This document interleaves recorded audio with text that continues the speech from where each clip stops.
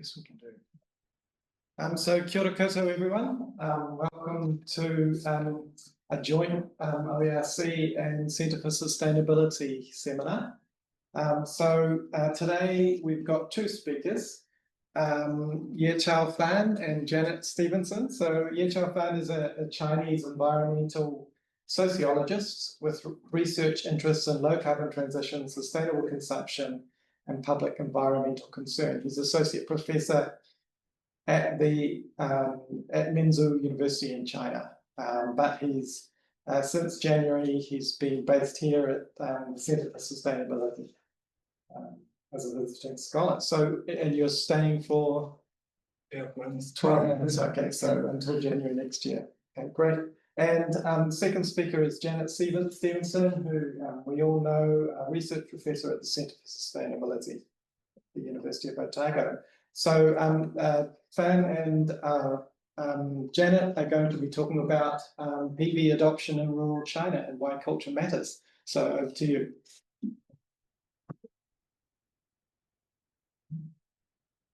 Kia ora koutou, and welcome to you online as well. Nice to have so many online participants. I'm just introducing this very quickly, and then Fan's going to speak for most of the talk. But I'd like to just first of all pay a tribute to Fan, because we have been having a really interesting year working together, kind of reinterpreting a whole lot of results that he's got from research in China looking at PV adoption in rural areas. And one of the exciting things about working with Fan is that he came enthused by adopting a cultures framework, which is the space that I've worked in for quite some time. And in working with him, we've really both learned a lot about PV adoption, but also learned a lot about the workings of culture in terms of technology uptake. And I think it's those insights that we want to share with you today. So Fan, it's been such a pleasure working with you, and I look forward to the next few months of continuing to work and write together. And I'll pass it over to you. Thank you, and thank you all. And it is a truly privilege for me to be here and to share a little bit about what's happening in China's low carbon transition. And I'd like to start with a story, which is a very old one. Many cultures in the world share a collective memory of the Great Flood, and we China has our own version, which is a little bit quite different. About 4,000 years ago, in ancient China, our Chinese ancestors residing along the Yellow River, which was one of the mother rivers of Chinese civilization, had been suffering from the very severe floods because of the river changed its course very frequently. And an engineer named Yu was appointed by the governor to solve the problem. His strategy was quite straightforward and simple, but very effective. Instead of blocking the water as before, he and his colleagues worked very hard to build a lot of channels to get the water into the ocean. And this strategy worked very well. Of course, otherwise the Chinese civilization might not have flourished and continued as it did. And I share this story because I wanted to offer some encouragement or hope to all of you as we are facing very severe climate crisis today.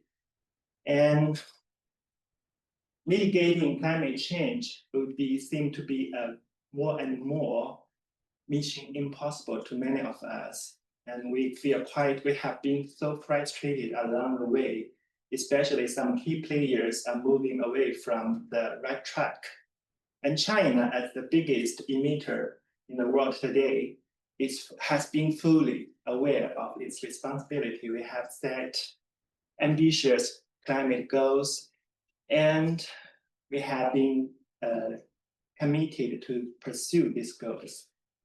And it might be an inconvenient fact to many of you that China is helped to lead the global sustainability transition in many fields, including the afforestation, the EV production and deployment, and the development of wind power and solar power. And sorry, I have a blank in my mind. And I hope this story could encourage you not to give up. The window for action is closing, but we human beings are not giving up at this stage. And our today's talk is about the low carbon transition in China in practice. And with a very special focus on the PV promotion in rural China. I'd like to first introduce a little bit about the background of the PV development in rural China. Then I will introduce briefly the methodology and the framework we deployed to guide us to analyze the data. And following that, we will move to our finding sections where I will share our key findings. And I will finally bring these findings into a very short conclusion. Since the early 2000s, the Chinese government has been trying to promote the PV to the rural household through a series of state-led and top-down programs. But the decarbonization was not the initial concern. The PV deployment in rural was first used as the tool to bring electricity to the rural household, off-grid the rural households. And then it was used as a leverage to solve the poverty problem, which is a quite prominent problem in rural China. And today, PV promotion in rural China has a much bigger role to play. It contributes to our national climate goals and contributes to the rural revitalization and also to help increase the household income. From the perspective of the officials and technicians, promoting PV in rural China has its clear advantages because there are more available roofs ready to install the PV systems, and also because of the absence of tall buildings, which means there will be fewer shadows and better access to sunlight, which is very important for the PV systems to work efficiently.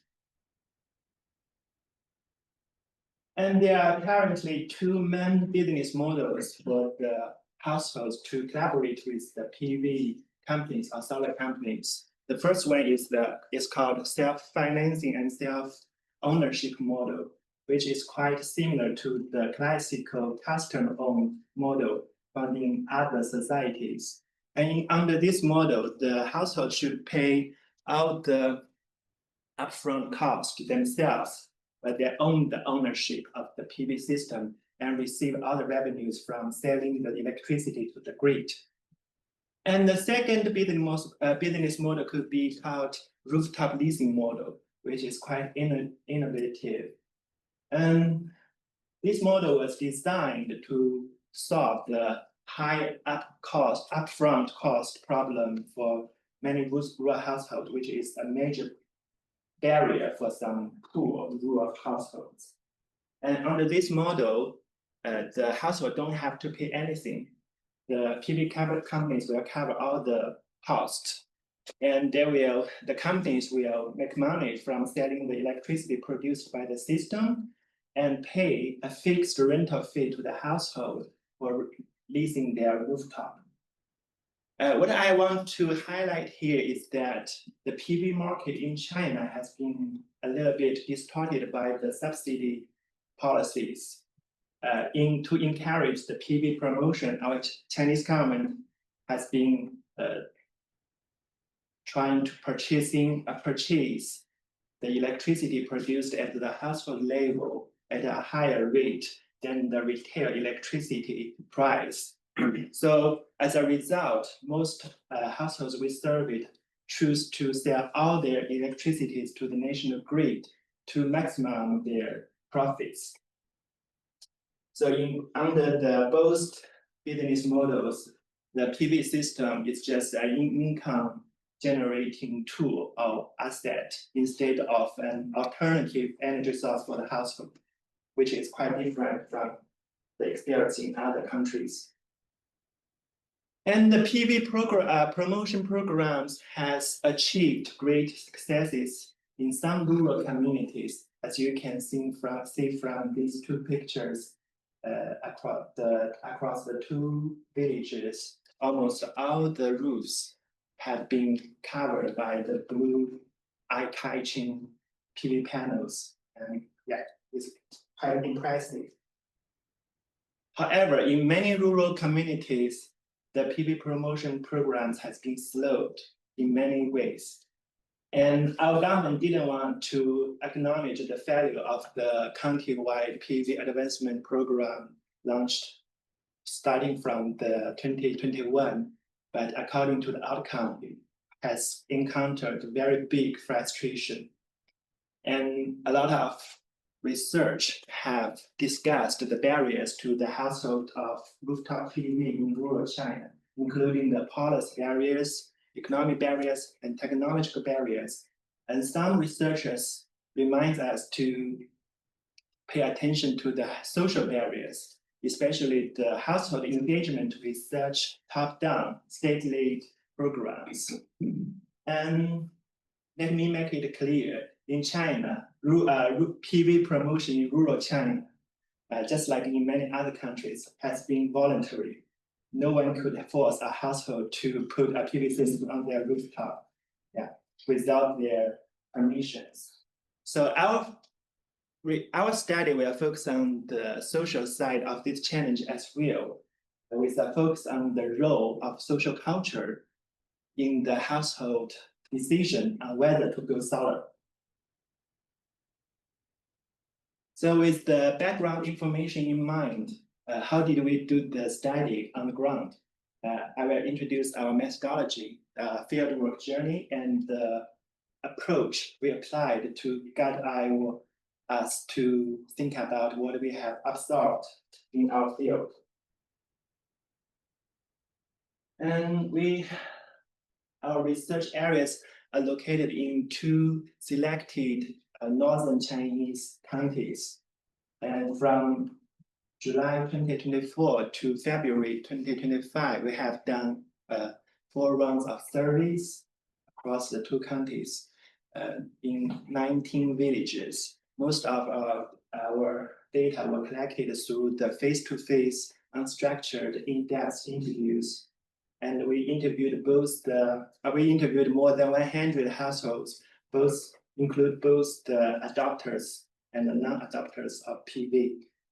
And we also interviewed some stakeholders involved in the PV promotion process. Here's our survey team, and I have the privilege to lead the team. And I'm happy to announce that it's a women-dominated team, which is quite awesome. And these two pictures shows how we did the surveys, the interviews. And we even had some rare opportunities to observe how the PV system worked on the rooftops. That said, but it could be very risky because most of the time, in most cases, we could only access the rooftop through these unstable ladders, which is quite scary to me. But still, they're very real. And here's the approach we used in this study. Is the cultures framework developed by Janet and her fabulous colleagues. And this framework provides a very different but operational conceptualization of culture, which views culture as the ensemble made up of 3 interconnected types of elements. Materiality, which refers to what people have, and activities is about what people do, and motivators about what people think. And this framework encourages us to analyze all the cultural phenomena through this kind of cultural lens. And the framework also provides very valuable insights into cultural change. which theorizes culture change as an ongoing process driven by both a series of external influences and actors themselves. We will try to show you how to use these insights into our analysis. To be honest, our initial concern of this study was not cultural factors at all. And at the beginning of our survey, we were just trying to understand why some households resisted or accepted the rooftop PV. But after extensive interviews, the cultural factors emerged itself, because most households just cited that they were quite concerned about how PV system might affect their houses and their household life, which we just conceptualized as the house culture. A house culture could be understood from the lens of the culture's framework. We could try to analyze the different dimensions of a house culture.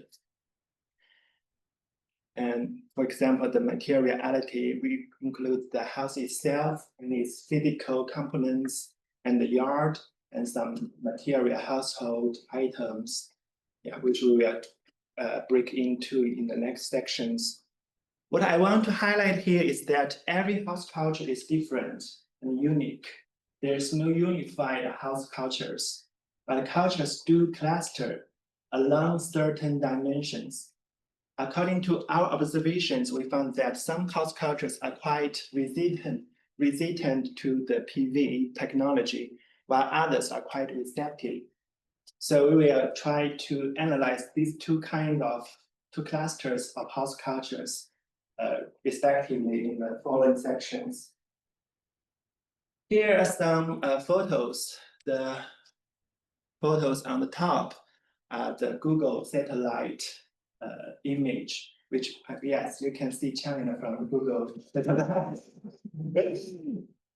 And you can see that the houses in rural China are unlike the houses we see in Dunedin. They are quite different. They are very organized and in very regular shapes.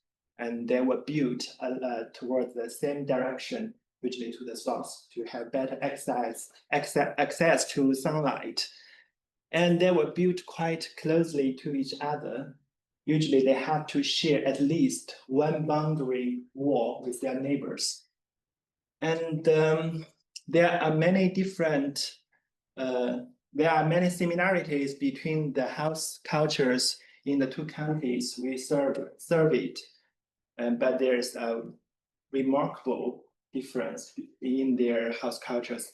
It's their roof structure, because in Shanhe County, from the satellite image and the photo we took as well, you can see that the main building would be built with a sloped roof with some tiles.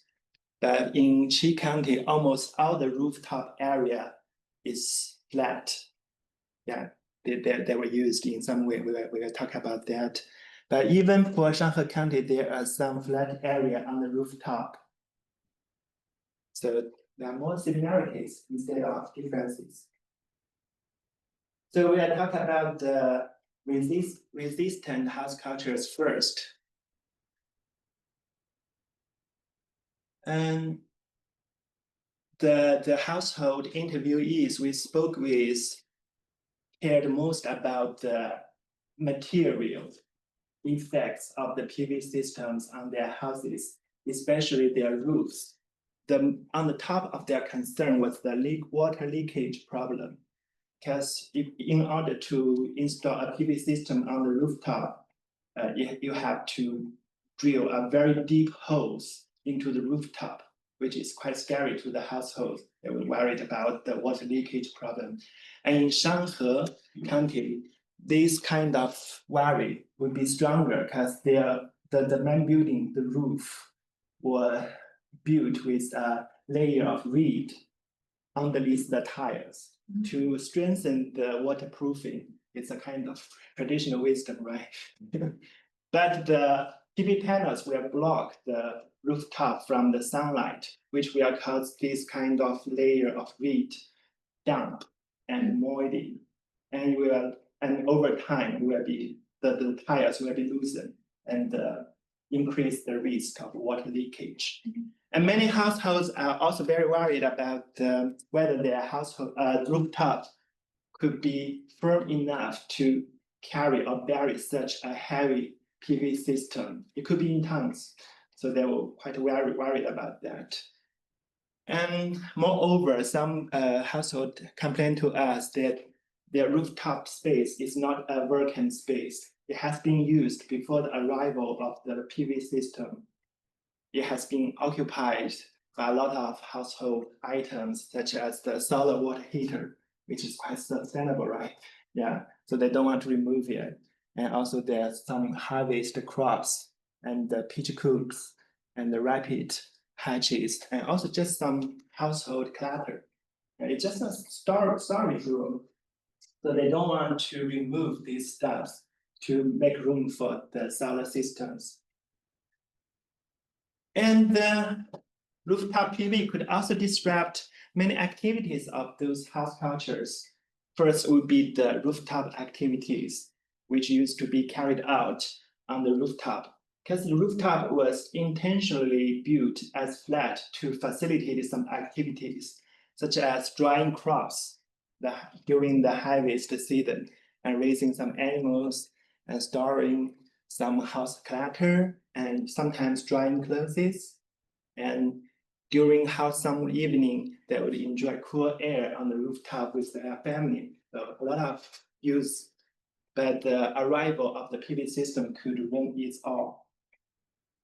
And also, a lot of households cited the noise issue because of the operational noise of the PV system during the daytime, especially when the sun was quite strong. Yeah, you will hear the noise of the PV system, which could disturb their nap time. And also during on the windy evenings, the PV panels will make some noises as well, which could disturb the sleeping quality of the villagers. And also the rooftop PV could have some influence on the yard activities. Because in the windy days, the wind could blow the panels away from the rooftop if it's not that securely mounted. And also, because it's sloped PV panels, the water could accumulate very rapidly during when it rains and create small waterfalls in the yard. And because the surface of the PV was quite smooth, it could not hold any snow. So when the snow begins to melt, it will cause the small snow avalanches into the yard. And these PV-induced disasters would make some yard activities quite unsafe, or at least inconvenient. Here's about the motivational resistance to rooftop PV. At first, a lot of households mentioned that they were quite concerned about the housing risks brought by the PV system, including it could harm the house structural integrity and radiation problem, and maybe the electricity leakage. Even though according to the scientific evidence, some risks could be neglected, but their fear were real. And some households would refuse to adopt a PV because they have a very strong sense of community. Because in many rural communities in China, they have a tacit rule of the building height. You could not build your house too high, otherwise you could block the access of your neighbor's access to sunlight. They would feel quite worried if the addition of the PV system on the rooftop would break this tacit rule and ruin their reputation within the community. And aesthetics mattered as well. And some household told us they were quite sick of the irregular shape of the PV system and the eye-catching blue color of the panels, which destroy the symmetrical shape and the color balance of the houses.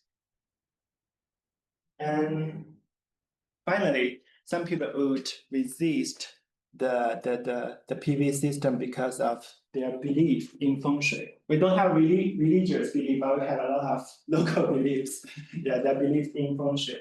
And the general principle of feng shui is about, it just argues that the physical features of a house or a building you live in or work in would effectively, would significantly affect your inner psychological energy. Yeah, it's quite absurd, but it exists.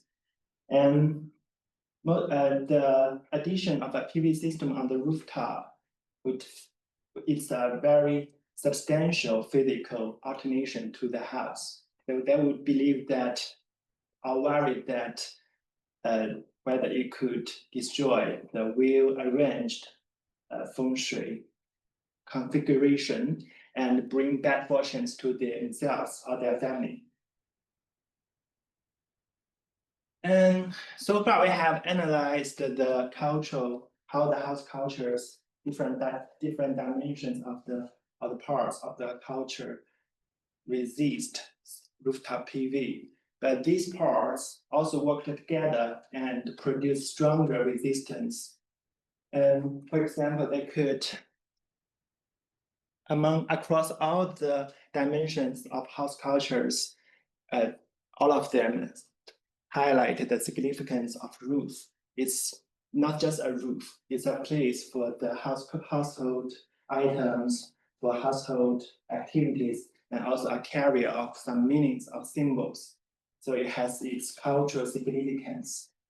So in the eyes of the households, roofs are to be cherished and preserved rather than exposed to the risk or commercialized for economic gains.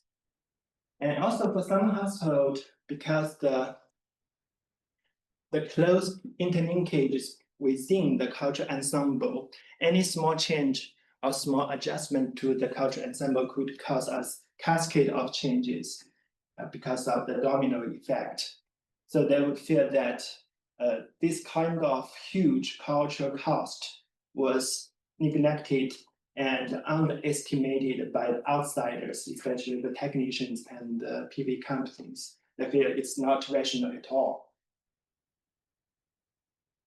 Then we are turning to the receptive house cultures. As I have just noted that there are two clusters of house cultures. The other cluster would be more receptive to the rooftop PV. But it's not a coincidence we have the existence of the two clusters of house cultures. Actually, there were two stages of a same cultural trajectory. Yeah, the receptive clusters of house cultures are actually a result of a cultural change. It has deep roots in the resisting cluster of house cultures and evolved from the resisting ones. So the cultures framework helped us to identify the drivers of this cultural change. They are both the external influences and the household actors themselves. Modernization was the most influential of the powerful external influence of this kind of cultural shift. I'd skip a little bit in this part of the details for the sake of time, but to put it simply, in the past decades, modernization have profoundly shaped all the aspects of almost all the aspects of the house cultures in rural China. Yeah. Many used to be very central elements are adjusted or replaced or just discarded in this process. And here are some numbers and facts and some pictures to illustrate how modernization shaped the rural house cultures. And these pictures show the rise of the sunlight dependent household energy practices. For example, the electric cylinder in the bathroom, which could make the solid heat water much marginalized because it's replaced. This practice is dying. And another very important external influence, which could be a little bit unexpected, is the improvement in the road condition in rural China. As in the past decades, our Chinese government has invested a lot of money to improve the road condition to facilitate the urban-rural mobility. But the villagers creatively or strategically use the paved road to dry their crops. They find it's much easier than climbing onto the rooftop. And this small change was actually transforming a long-standing part of their house cultures. The rooftop is not used as the place to dry crops for many households anymore. And the household actors also play a very important role in this kind of house culture change, and through multiple channels of cultural learning. And rural China, according to some Chinese sociologists, could be conceptualized as a kind of acquaintance society, which means that in such social settings, everybody knows each other very well and everything very well. And there will be nothing new under such social settings. So here's a kind of CIA organization in the villages. You can find it in every village. The villagers just gather together and exchange information. And the information travels very fast within the community network. And through this kind of information change, cultural change happens. And the villagers would learn from the local experts about the actual impacts of the PV system on their houses. And also they learn from the early PV adopters. They have the first-hand experience of how the PV system would affect their house. And this kind of cultural learning also extended the local boundaries through the social media. A lot of villagers are quite the users of some social media platforms, and they learn a lot from the social media about the PV. And they reported that they feel that they were more knowledgeable about this technology and its impact on their household life.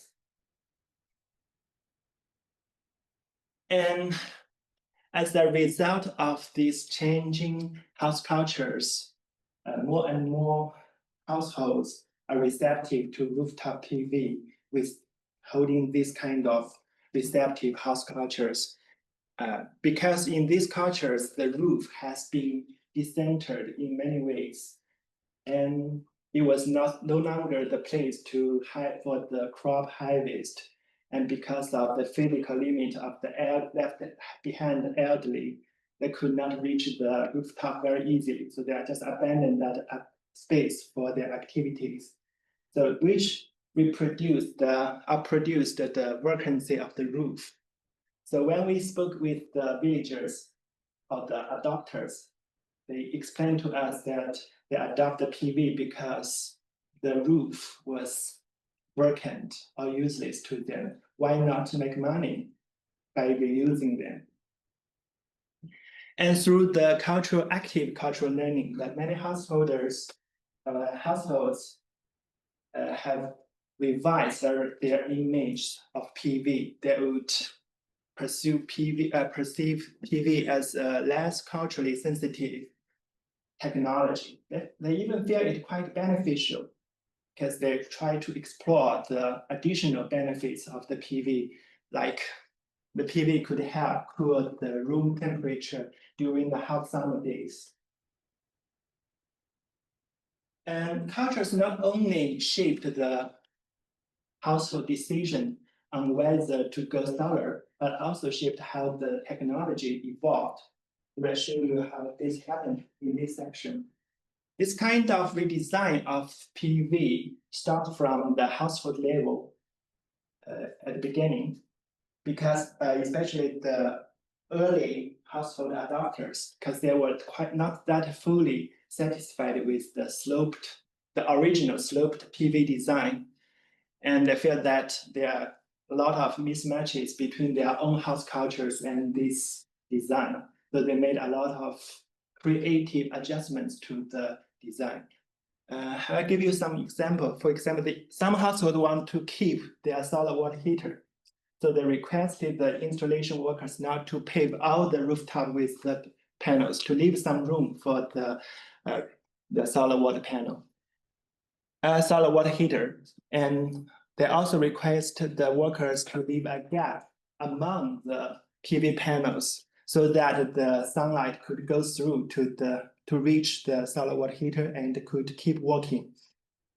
And a talented villager told us that his solution to the wind resistance because of the sloped design, he asked the workers to leave some wind passages between the rows of the panels so that the airflow could pass through instead of hitting the solid wall of panels.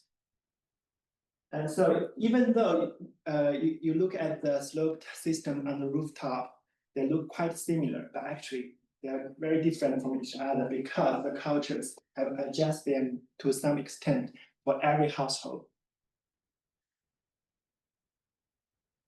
And eventually the solar companies finally realized that there's a lot of weakness of their original design.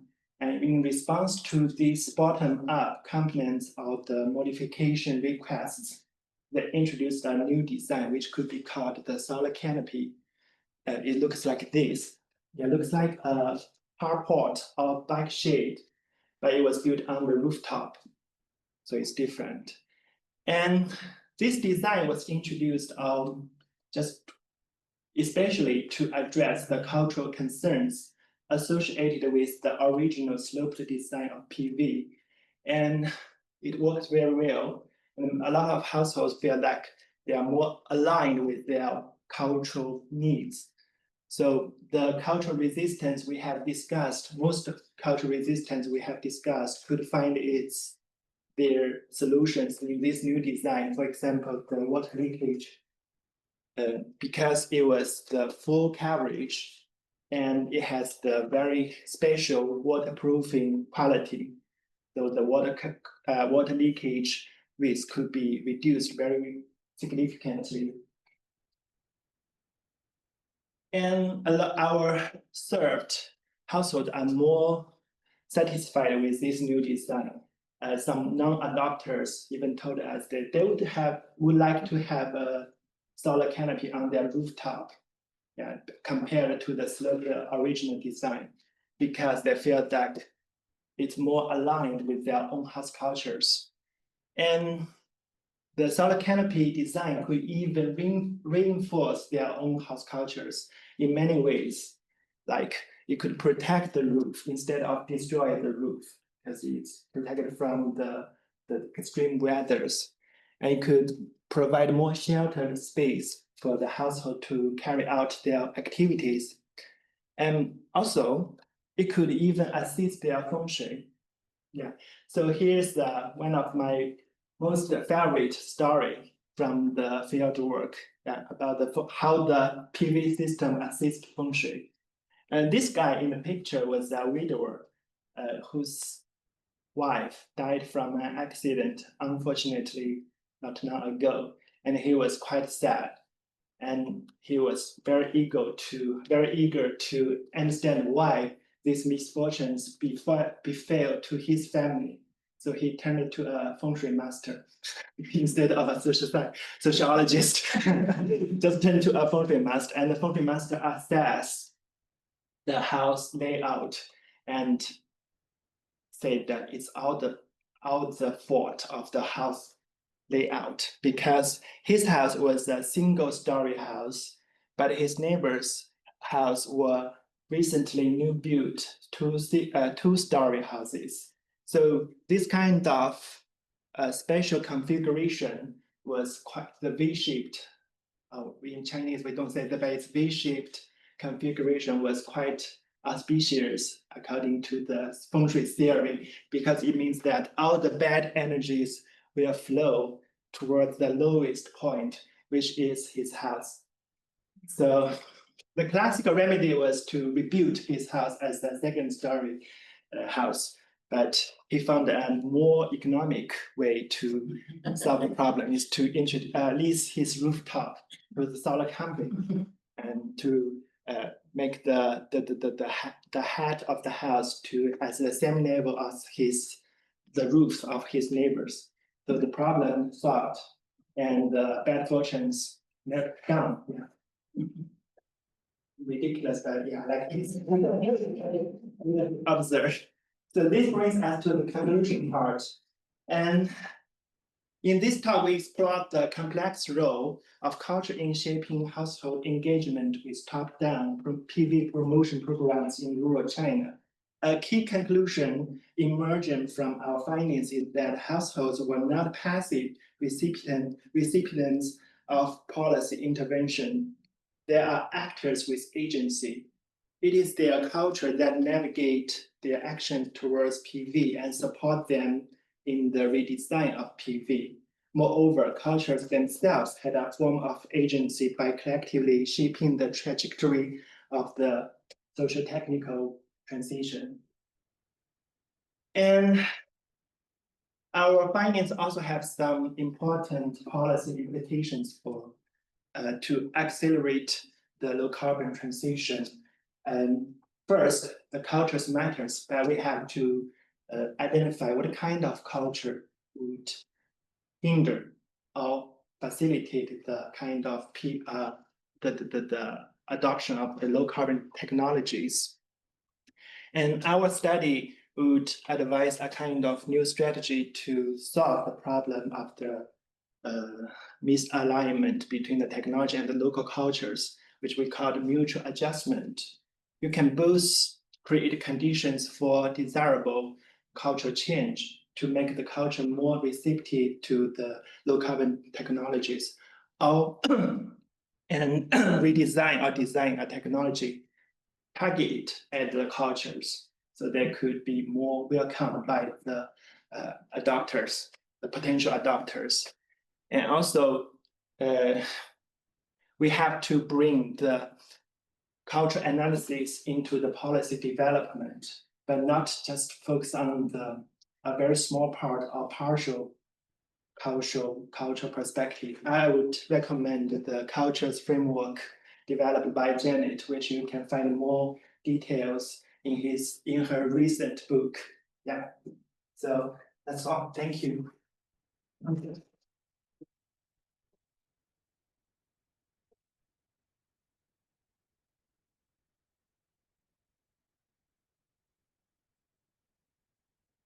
So, any questions?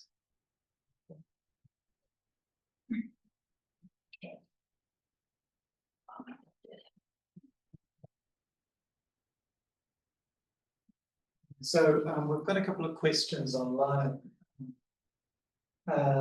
Among those who resisted solar PV, there was a sense that they didn't want to adopt PV to earn money. So they just, I guess the question was, do you think the policymakers emphasised the military benefits of adopting PV more of an environmental when they were trying to promote PV to the rural communities? I mean, how did the policy, the question is about how did the policymakers try and promote PV to the communities? So they, it was also quite surprised for me to see the PV systems on the rural roofs, because in my opinion, it would be a very fancy and expensive device for not affordable for the rural households. I think it's because of the business model they innovated for the rural households, because they don't have to spend $1. You will be fully covered by the solar companies. I think the question was around how the policy makers were kind of trying to sell the idea of PV to rural China. And I think, yeah, in the early slides, Fan was explaining how initially it was kind of a mode of economic development or social development for rural communities. And then later became part of its overall policy for decarbonisation. So yeah, it was, I think in a way it's sold as a way to make money, but also to assist more generally in China's transformation. Would that be right? Yeah. It's quite complicated. Yeah. I wonder if we should stand over there by Michael to answer questions actually. The second question was what was the share of receptive households and the share of resistance households? Like how many? It should be the adoption rate. 65 of the ones you interviewed were receptive out of 115.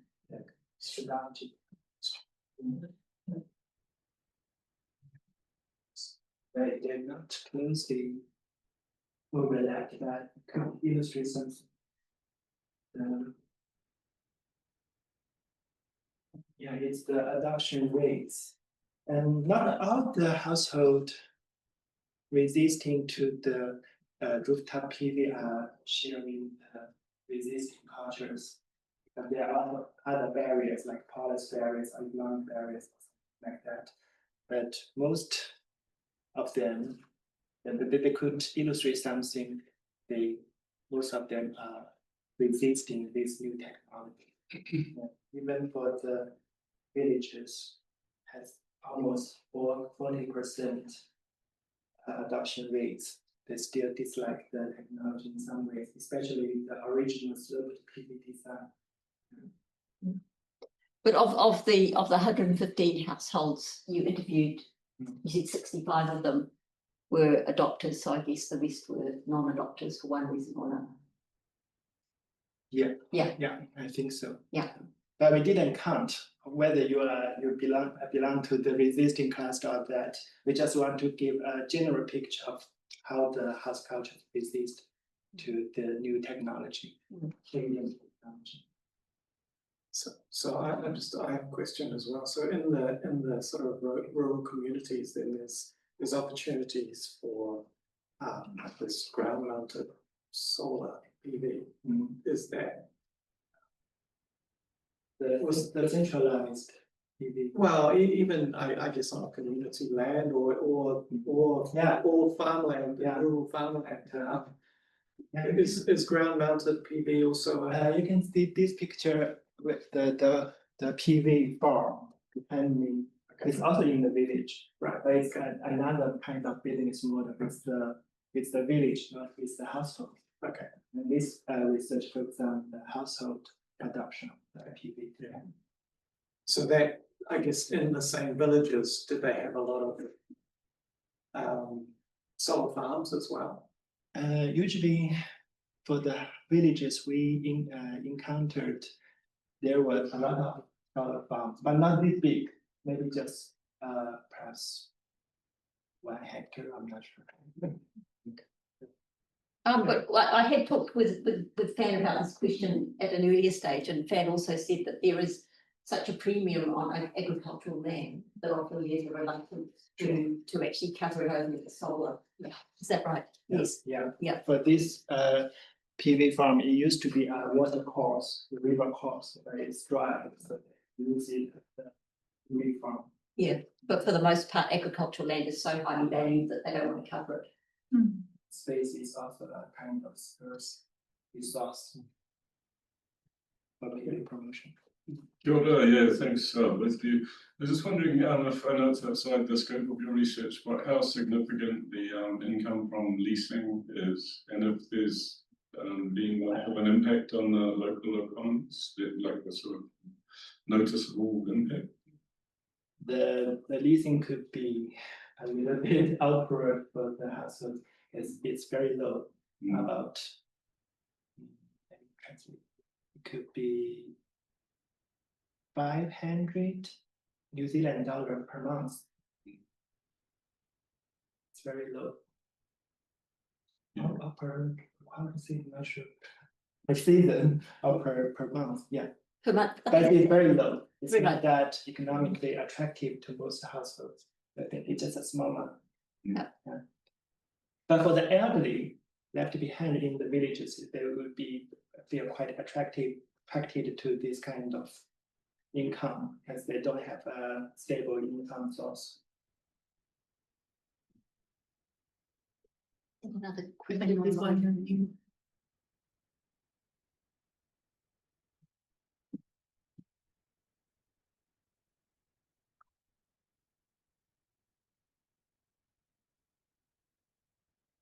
Oh, not questions.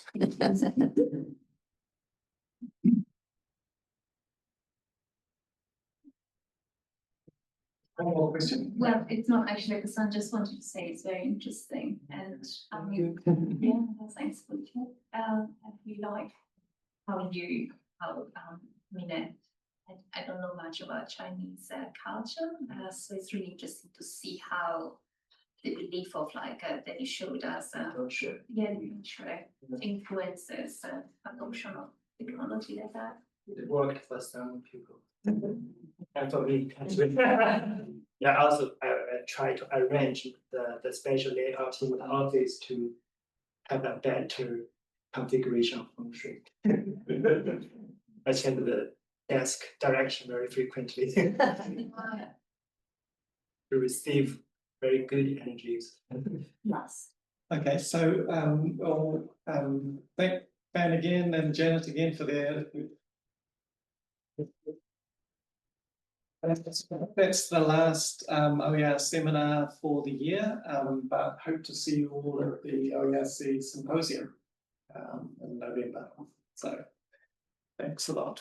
Thanks, and thanks everybody online as well. We actually have written a good draft of this, a paper based on this, so we'll be submitting that for publication sometime soon. I need some revisions. Thank